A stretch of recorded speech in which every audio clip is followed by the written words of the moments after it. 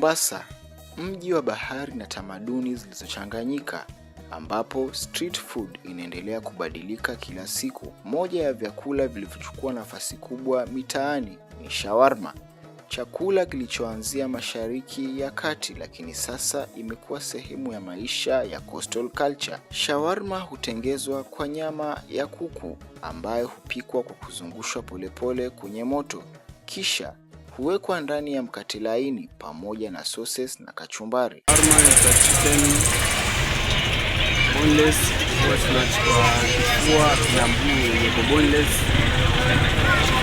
ili iwe vizuri kwa marinated, ndio tuweze kwa hii mashine yake, na tuna marinate na spices zake kama pepper na chicken chili na pilau pia tunaweka ili ilete taste.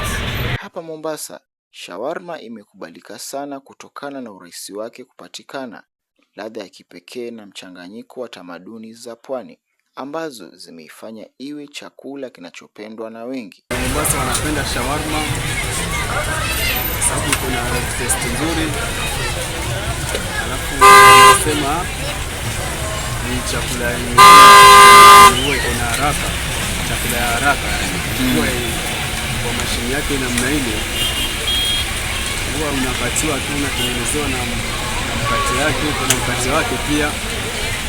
Sinaweza onyesha mkate imewekwa mkate yake pia imewekwa salad, tunaweka na tomato sauce, chili na kuna nyingine inaitwa mayonnaise, huwa tunaweka na hiyo nyama huwa unaweka kwa juu, alafu una roll na kwa roll sasa.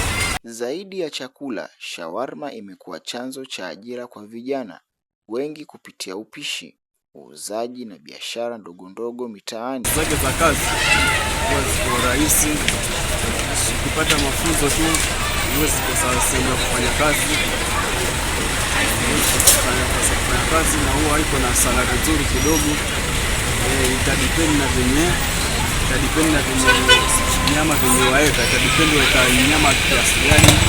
Unajua ukiweka nyama kiasi, ukiweka nyama nyingi utapata mchara mzuri, ukiweka kidogo Kutoka Mashariki ya Kati hadi mitaa ya Mombasa, shawarma sasa ni zaidi ya chakula, ni sehemu ya utamaduni wa kisasa wa pwani. Nikiripotia Shafaa Media, langu jina ni Shaaban Farjala.